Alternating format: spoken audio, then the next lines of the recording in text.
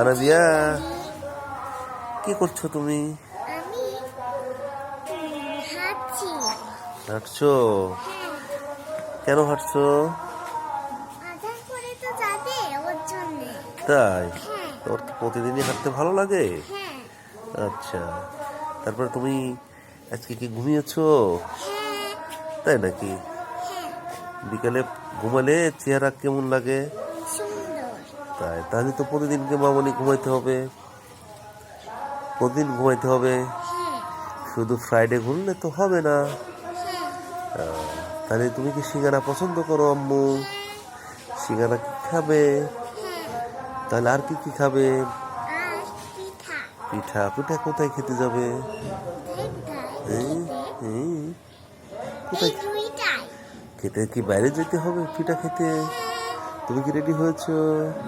এটা পরে গেলেই হবে। ওকে, ঠিক আছে মামনি, থ্যাংক ইউ।